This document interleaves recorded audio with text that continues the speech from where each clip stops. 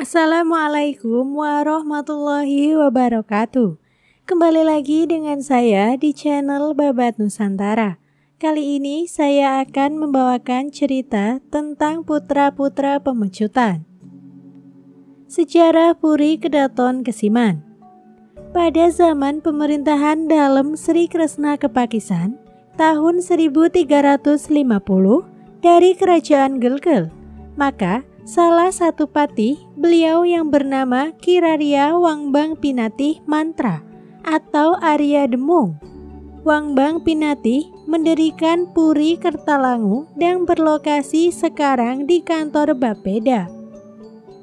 Kertalangu mengandung arti sempurna dan indah. Pada lokasi yang sama juga dibangun sebuah pura di sebelah selatan Puri yang sekarang menjadi Pura Dalem Kesiman yang terletak di sebelah barat Tukat Ayung. Asal-usul Kesiman berawal dari ajaran mendesa di mana Kesiman berasal dari kata sima yang artinya adat istiadat. Wilayah yang menjadi kekuasaan Puri Kertalangu adalah Batan Buah, Kedaton sebelah timur, Kebon Kuri dan wilayah sekitarnya termasuk Kehen. Runtuhnya Puri Kertangu berawal dari perselisihan antara Raja Kertalangu I Gusti Ngurah Agung Pinatih dengan mertuanya I Dukuh Pahang.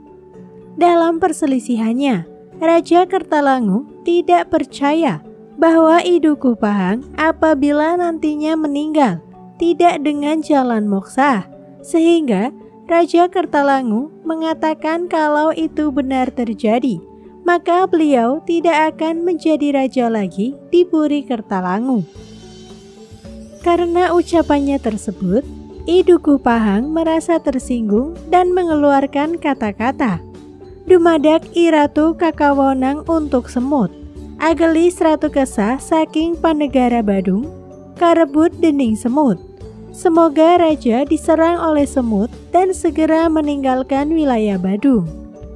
Semenjak saat itu, Puri Kertalangu mengalami kemunduran dan terbukti Puri Kertalangu diserang oleh beribu-ribu semut, sehingga menyebabkan Raja Kertalangu I Gusti Ngurah Agung Pinatih dengan diiringi oleh rakyatnya yang masih setia meninggalkan Puri Kertangu menuju ke arah selatan, menuju pantai dan berakhir di desa Tulikup dan desa Sulang. Adanya kekosongan kepemimpinan di wilayah Kertangu menyebabkan suasana menjadi kacau balau dan ketidakhadiran seorang pemimpin sangat dirasakan pada saat upacara keagamaan, di mana banyak pelinggih-pelinggih yang rusak karena tidak ada lagi yang bertanggung jawab. Kehancuran Puri Kertalangu diperkirakan terjadi pada tahun Saka 1527 atau tahun 1604 Masehi. Melihat keadaan yang demikian, maka Raja Badung, Ida Batara Sakti, kemudian memerintahkan salah satu putra beliau yang bernama Kiai Agung Pamayun, adik seibu dari Kiai Anglurah Pemecutan IV, untuk membangun puri di wilayah Kesiman untuk meredakan kekacauan tersebut. Kiai Anglurah Pemayun kemudian mendirikan puri di Kesiman bertempat di sebelah barat Pura Pagerobongan yang disebut Puri Kedaton Kesiman. Puri menghadap ke sebelah barat di jalan menuju Bukit Buwung, dan beliau juga membangun tempat suci untuk persembahyangan di areal puri di bagian utara timur. Dalam babat Kiai Agung Lanangdawan disebutkan bahwa Ida Batara Sakti Pemecutan menugaskan Kiai Agung Pemayun untuk mengamankan desa Petilan, Pagerobokan Kesiman karena desa tersebut baru saja dikalahkan oleh Raja Badung. Karena itu, untuk membangun pertahanan di bagian timur sangat penting keberadaannya untuk mengantisipasi serangan dari wilayah Batu Bulan. Puri Kesiman Didirikan tahun Saka 1539 atau tahun 1617, kurang lebih sekitar 12 tahun sejak terjadinya kekosongan di wilayah Kertalangu karena runtuhnya Puri Kertalangu. Kiai Anglurah Pemayun setelah menempati Puri Kesiman mengambil istri dari warga Pande di Wangaya, Kaja, dan melahirkan keturunan anak Agung Lanang Wangaya atau AA Lanang Wayahan. Kemudian, beliau juga mengambil istri kedua dari Puri Gelogor, menurunkan 2 orang putra, yaitu AA Pemayun Putra dan AA Ngurah Made. Dan dari istri ketiga, beliau mempunyai seorang putra yang bernama AA Ketut Pagan. Setelah putra beliau berempat dewasa, maka dibuatkan tempat tinggal masing-masing. Anak Agung Ngurah Pemayun dan adiknya anak Agung Ngurah Made mewarisi Puri Kedaton Kesiman. Anak Agung Lanang Wangaya atau AA Lanangan Wayahan Pemayun dibuatkan puri di sebelah barat sungai yang bernama Puri Abian Tubuh Kesiman. Anak Agung Ketut Pagan dibuatkan puri di sebelah utara Puri Kedaton Kesiman yang bernama Puri Kajanan Batan Buah. Kiai Agung Lanang Dawan, Kiai Agung Anom, Kiai Anglurah Pamecutan III atau Ida Batara Maharaja merupakan cikal bakal warga Ageng Pemecutan. Beliau mempunyai banyak istri yang salah satunya berasal dari Belalawan keturunan warga Tangkas.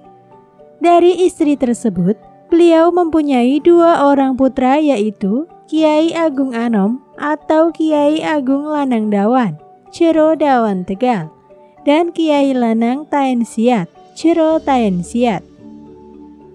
Kiai Agung Lanang Dawan mempunyai 4 orang istri. Yang pertama, istri dari Jimbaran. Putri dari I Mekel Jimbaran mempunyai 1 orang putra, anak Agung Gede Jimbaran, bertempat tinggal di Cero Dawan Tegal. Yang kedua, istri dari Tumbak Bayu mempunyai 2 orang anak Agung Gede Padang, bertempat di Jero Buana Agung Padang Sambian, dan anak Agung Made Padang, bertempat di Jero Alang Kajeng. Yang ketiga, istri dari Tegal Kawan mempunyai 2 orang putra, yaitu anak Agung Gede Banjar, bertempat di Jero Dawan Kanginan, dan anak Agung Made Banjar, bertempat di Jero Buana Agung Padang Sambian, Bedauhan.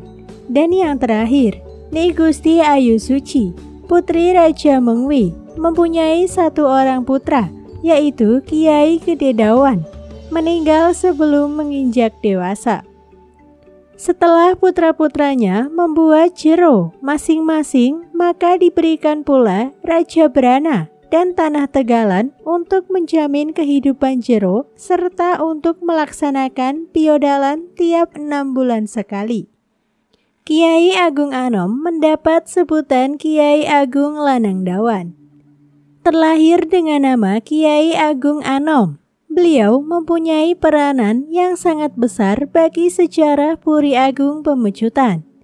Begitu juga bagi keturunan beliau yang bernama AA Gede Banjar, berperan besar sebagai pimpinan pasukan Badung dalam mengalahkan kerajaan Mengwi. Membantu kerajaan Kelungkung menyerang desa Dewan Kelungkung. Diceritakan, Ida I Dewa Agung Jambe Sakti di Puri Agung Kelungkung yang beribu dari Pemecutan, yaitu anak Agung Istri Jambe yang merupakan adik dari Kiai Macan Gading Raja Pemecutan kedua. Ida I Dewa Agung Jambe Sakti bermaksud untuk mengadakan upacara Pitra Yandia, sehingga dipanggillah Begawanta, Kemenuh, dan Bagawanta Manuaba serta para Sulinggi dan Patih Agung. Di dalam pertemuan tersebut, beliau menyampaikan maksudnya untuk mengadakan upacara Pitrayatnya. Namun sebelumnya, beliau ingin memohon petunjuk dari leluhur beliau yang sudah meninggal. Namun tidak seorang pun yang sanggup melakukan hal tersebut.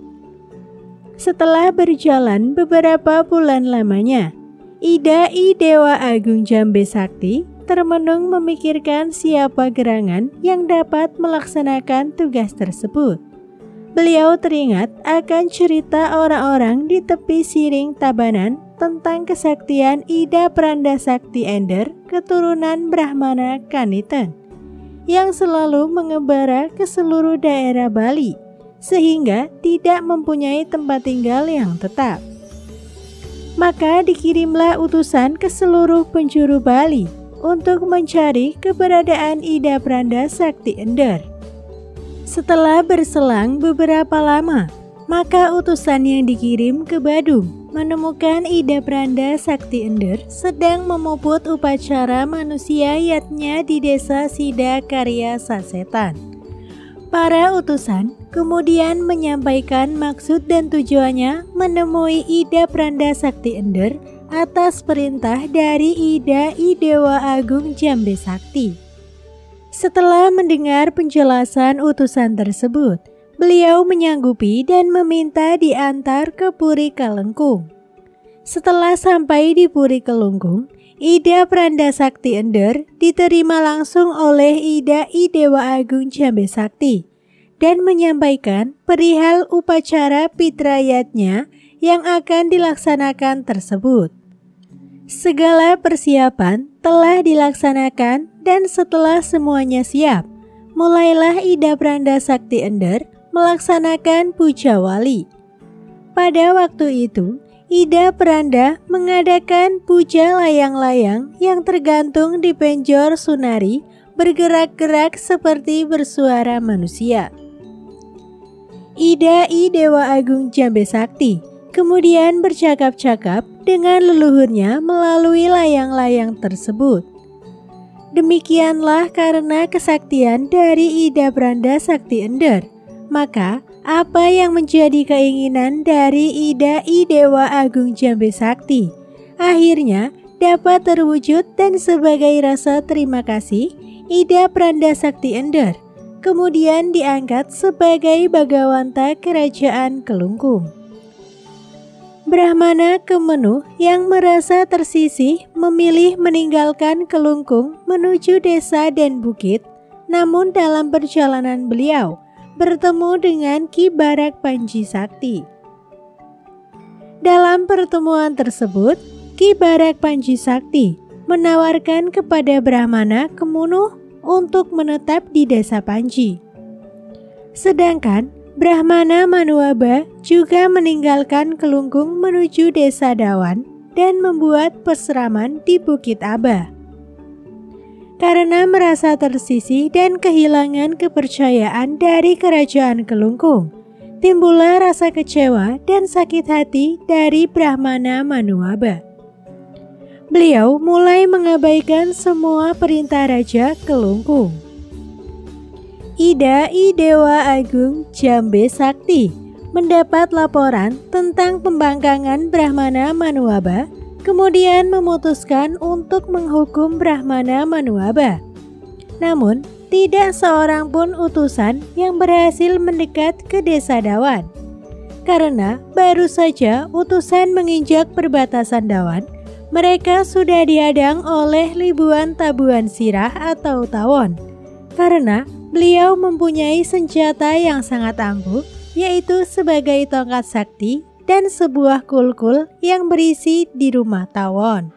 Bila ada musuh yang mendekat, maka dengan sendirinya tanpa dipukul, kulkul tersebut akan berbunyi dan semua tabuhan sirah yang ada di dalamnya akan terbang menyerang musuh dan menyengat sampai mati.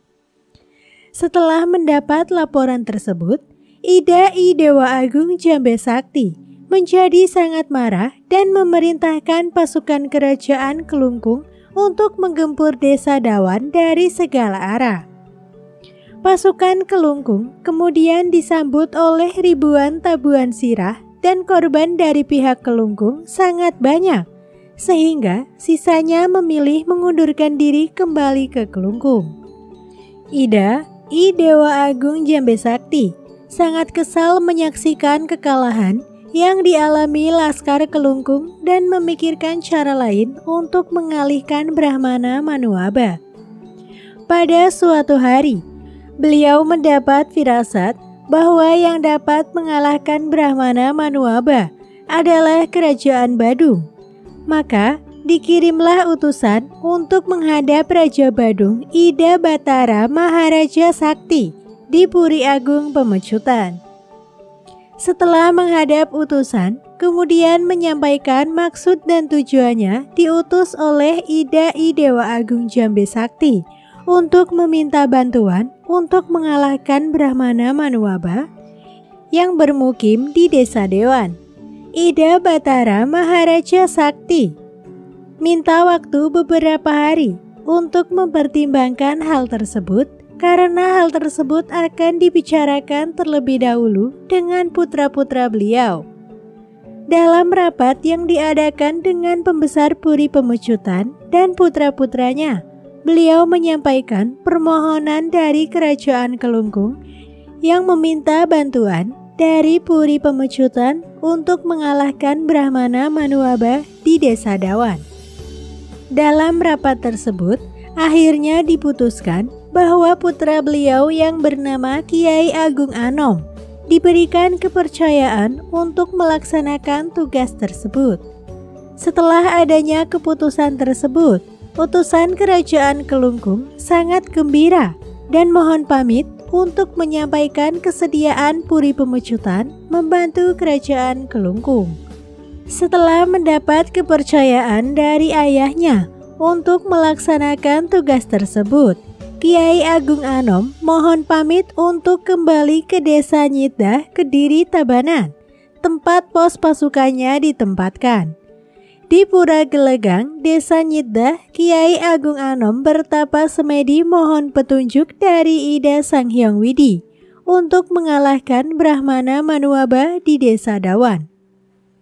Dalam semedinya, beliau mendapat petunjuk bahwa Brahmana Manuaba hanya dapat dikalahkan oleh Api Unggun dan dalam melaksanakan tugas tersebut harus bekerja sama dengan cucu dari Brahmana Keniten yang sudah lama bermukim di Desa Dewan Kaja Utara.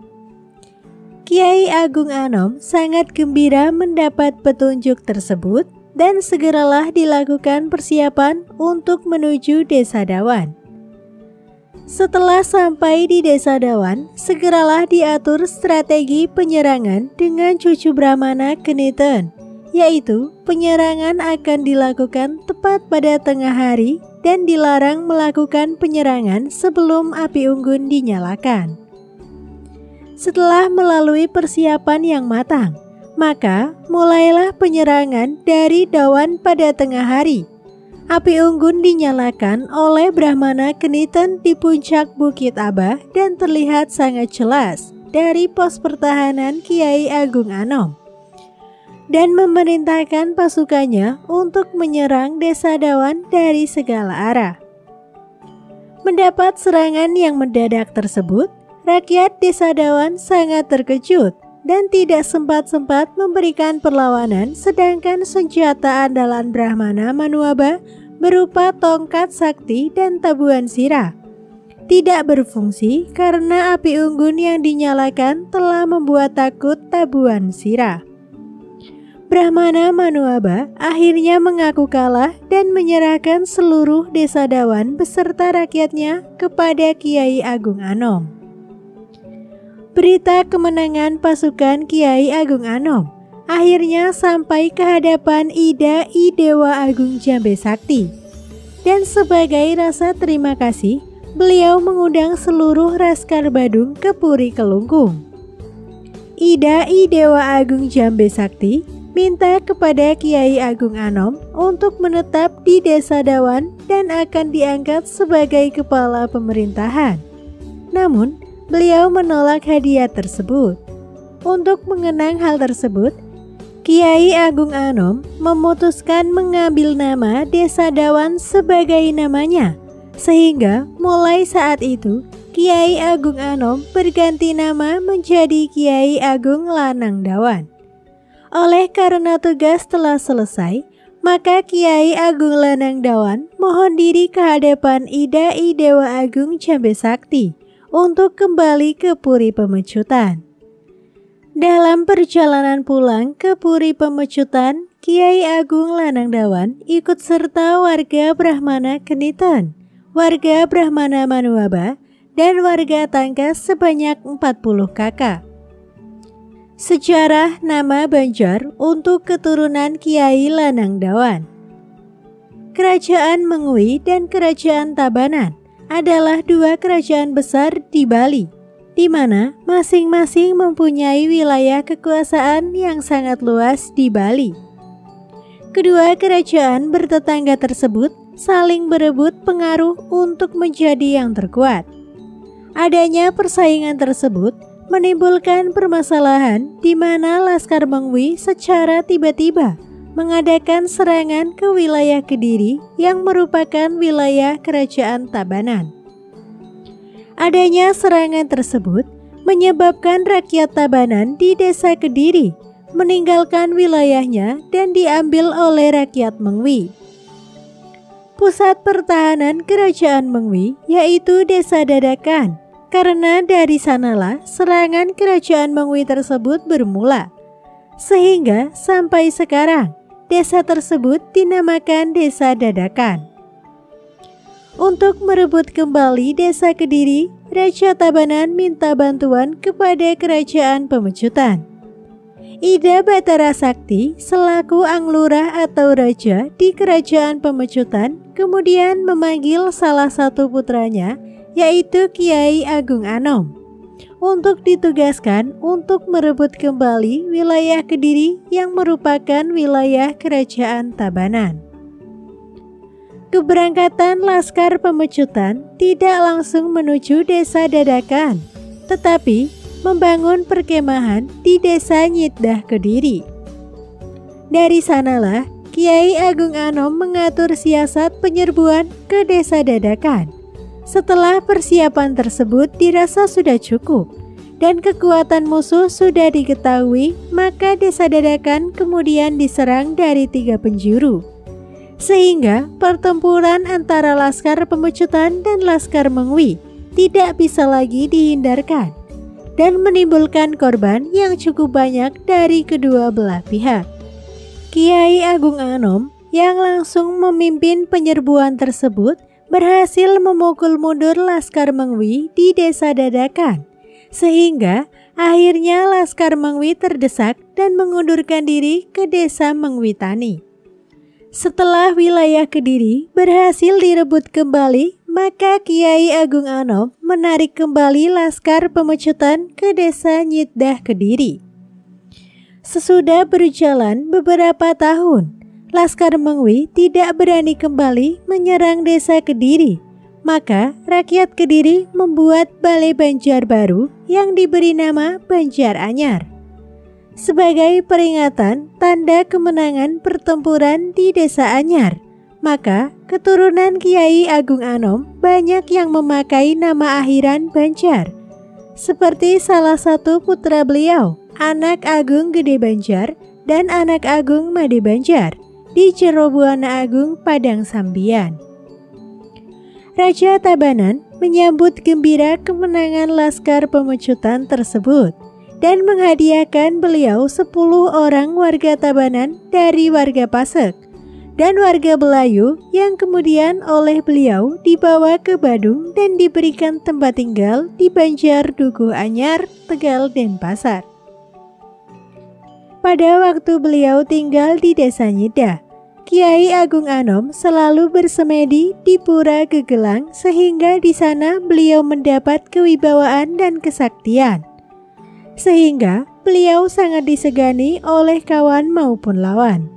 Sebagai tanda bakti beliau terhadap Ida Batara di Pura Gegelang, maka setelah beliau kembali ke Badung dan menetap di Desa Tegal, beliau membuat pelinggih persimpangan Ida Batara Kegelang di Banjar Dukuh Anyar Tegal Denpasar dengan nama pura Kegelang Dukuh Anyar yang disungsung oleh warga Pasek dan warga Belayu. Mengambil istri dari kerajaan Mengwi, lahirnya Kiai Gededawan. Setelah wilayah Kediri berhasil direbut kembali dari kerajaan Mengwi, maka untuk mengamankan wilayah tersebut, Kiai Agung Anom membuat jero di desa Nyidah Kediri. Raja Mengwi yang bernama I Gusti Agung Sakti Blambangan ingin mengadakan hubungan baik dengan Kiai Agung Anom setelah peristiwa pertempuran tersebut. Sebagai pertanda membaiknya hubungan tersebut, maka Kiai Agung Anom diundang ke Puri Mengwi dan di sana Raja Mengwi memberikan putrinya yang bernama Ni Gusti Ayu Suci untuk dijadikan istri oleh Kiai Agung Anom. Pada saat pernikahan tersebut, Raja Mengwi memberikan 500 warganya yang berasal dari wilayah Penebel, di mana pada saat terjadinya peperangan antara Tabanan dengan Penebel, kerajaan Mengwi ikut membantu kerajaan Tabanan, sehingga setelah Penebel berhasil dikalahkan, Raja Mengwi mengambil sebagian warga Penebel yang dianggap pandai dalam ilmu peperangan, diantaranya warga Tangkas dan warga Senggu, yang semuanya berasal dari desa Wangaya Gede Panebel. Setelah acara pernikahan tersebut selesai, maka Kiai Agung Anom kemudian memboyong istrinya termasuk 500 warga dari Tangkas dan warga Senggu yang diberikan tempat tinggal di desa Nyidah Kediri. Jero Nyidah kemudian diganti menjadi Jero Kingetan yang artinya rumah peringatan. Di sebelah Jero Kingetan terdapat Pasar Kingetan yang sekarang sudah tidak ada lagi dan tempat tersebut dibangun Balai Banjar Sengguang khusus untuk warga Senggu. Pernikahan Kiai Agung Anom dengan putri Raja Mengwi melahirkan seorang putra yang diberi nama Kiai Gededawan, di mana pada umur 10 tahun beliau sangat senang bermain layang-layang. Sehingga pada suatu ketika, setelah beliau bermain layang-layang, maka timbullah rasa haus beliau sehingga untuk menghilangkan dahaga tersebut, beliau ingin sekali minum air kelapa. Di tempat bermain tersebut, terdapat lahan pohon kelapa yang sangat lebat buahnya. Beliau kemudian mendatangi pemilik kebun tersebut dan meminta diberikan sebutir buah kelapa. Pemilik kebun tidak keberatan, asalkan ada orang yang memetiknya. Karena tidak ada orang lagi, maka dengan terpaksa Kiai Gededawan memanjat sendiri pohon kelapa tersebut. Sehingga tidak beberapa lama beliau berhasil memetik buah kelapa tersebut. Ketika beliau akan turun kembali, beliau dikejutkan oleh suara kentongan yang meneriakkan bahwa ada pencuri yang sedang mengambil buah kelapa di kebun. Tidak beberapa lama, sejumlah orang mengelilingi pohon kelapa yang dinaiki oleh Kiai Gededawan sambil mengacung-acungkan goloknya. Setelah Kiai Gededawan sampai di bawah, beliau kemudian dihakimi secara massal oleh warga desa tersebut. Sehingga karena luka yang sangat parah, maka beliau mengembuskan nafasnya yang terakhir. Akhirnya diketahui bahwa warga yang melakukan pengeroyokan tersebut adalah warga Punggakan Wayahan Nyidah, di mana dahulu pernah dikalahkan oleh ayah beliau, yaitu Kiai Agung Anom. Sehingga dengan cara demikian, warga tersebut membalas dendam kepada keturunan Kiai Agung Anom. Namun sebelum Kiai Gededawan mengembuskan nafasnya, beliau sempat mengeluarkan kutukan sebagai berikut. Karena perbuatan kalian yang tidak mengenal peri kemanusiaan dan membunuh orang yang tidak bersalah, semoga warga Punggakan Wayahan Nyidah tidak akan menemui kerahayuan, dan tiap-tiap generasi akan ada yang menderita sakit ingatan atau gila. dan sebagai pertanda mereka pernah melakukan kesalahan kepada Kiai Gededawan, maka tiap-tiap generasi akan ada yang memakai nama Dawan.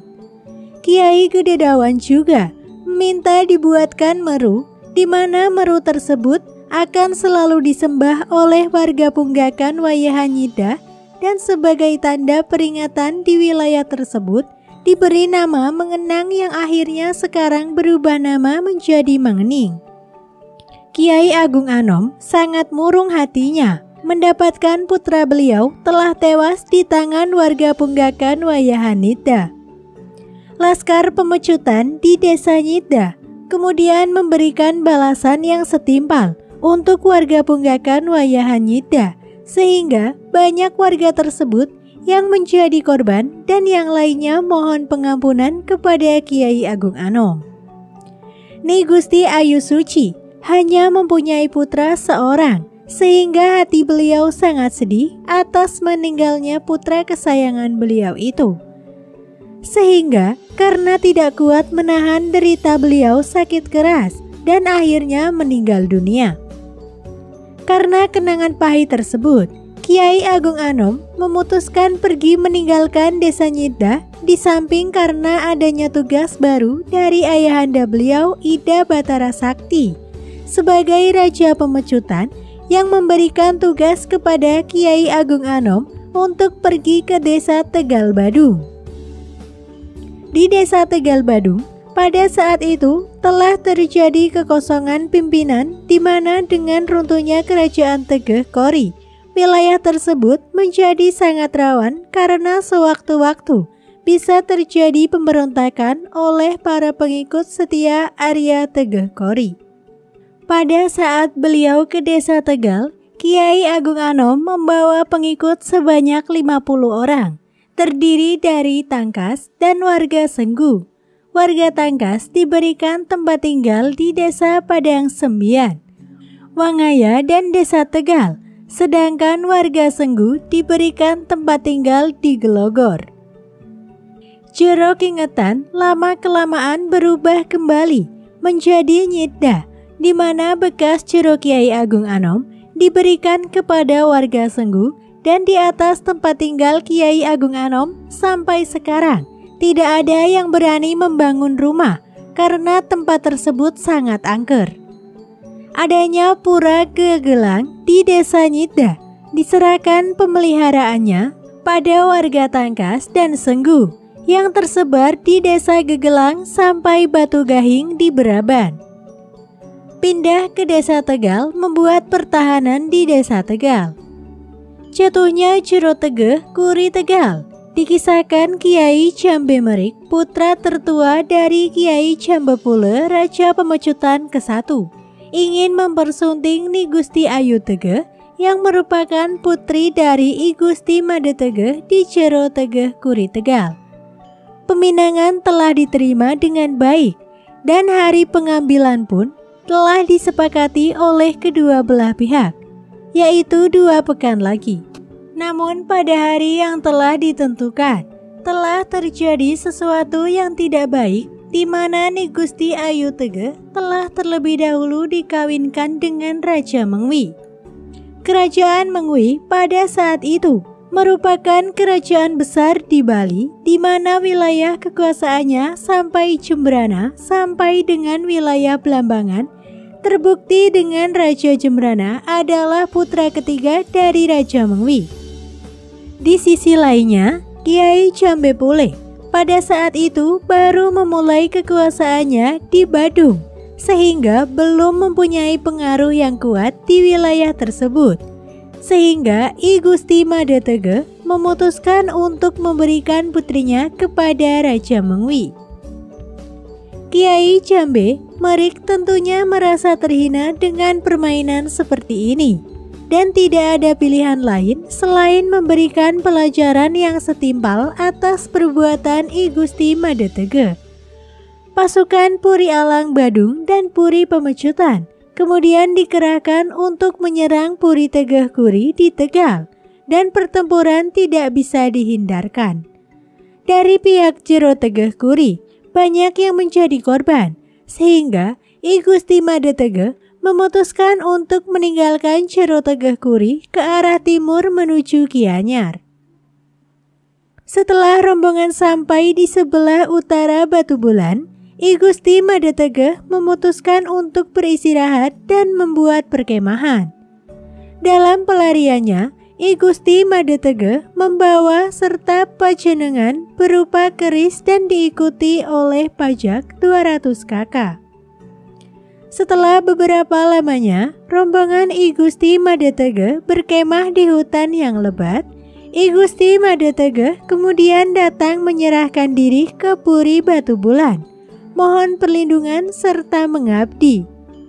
I Gusti Made Tegeh diterima dengan baik dan diperkenankan membuat jero di tengah hutan yang menjadi wilayah kekuasaan Puri Batu Bulan. Jero Tegeh Kuri kemudian dibangun di sebelah barat Jalan Tikungan menuju Desa Celuk dan diberi nama Jero Tegal Tamu. Sisa anggota keluarga I Gusti Made Tegeh yang masih ditinggalkan di Tegal mohon perlindungan Raja Pemecutan dan sebagai hukumannya, kastanya diturunkan menjadi Gusti Pangaotan yang tidak berarti tidak menepati janji. Setelah keadaan tersebut berjalan sekian lama, maka ada isu-isu bahwa terdapat suatu gerakan untuk mengembalikan kekuasaan Puri Tegeh Kuri di Tegal dari Puri Batu Bulan. Di wilayah Tegal pada saat itu yang berkuasa adalah Kiai Tegal Cempaka yang merupakan saudara dari Ida Batara Sakti, Raja Pemecutan III.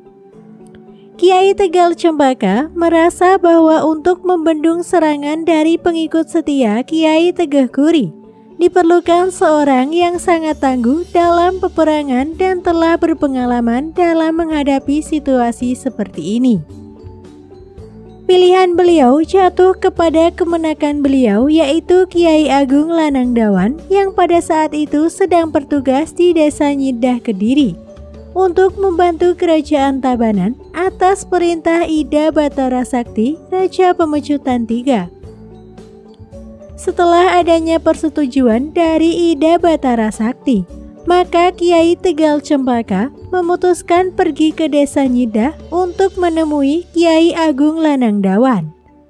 Dari hasil pertemuan tersebut, Kiai Agung Lanang Dawan menyetujui permintaan tersebut dan memutuskan untuk pindah ke Desa Tegal. Kiai Agung Lanang Dawan menempati posnya yang baru di Desa Tegal dengan membawa serta warga Kaba-Kaba, warga Tangkas, warga Losan, warga Belayu, warga Baluan, dan warga Pasek Kedangkan. Warga Kaba-Kaba berasal dari area Belang Singa di Kaba-Kaba yang pada mulanya terlibat dalam suatu pertempuran yang sengit dengan Arya Blok. Arya Belang Singa terdesak dan hampir dibunuh, namun berhasil melarikan diri ke Desa Nyidah Kediri yang merupakan markas Kiai Agung Lanang Dawan dan mohon perlindungan. Kiai Agung Lanang Dawan mau menerima Arya Belang Singa, namun kastanya diturunkan menjadi I Gede Kelakan yang berarti pernah dikalahkan. I Gede Kelakan diberi tugas untuk merawat pura Pekendungan di Desa Braban Nyidah, dan setelah Kiai Agung Lanang Dewan menetap di Jero Dewan Tegal, beliau membuat pura Persimpangan Pekendungan yang disesungsung oleh warga Kaba-Kaba sampai sekarang. Lokasi pura tersebut berada di Jalan Imam Bonjol sebelah barat Pura Majapahit. Itulah cerita yang dapat saya sampaikan. Kurang lebihnya mohon maaf. Tetap dukung channel kami dengan cara klik like, komen, dan subscribe. Wassalamualaikum warahmatullahi wabarakatuh.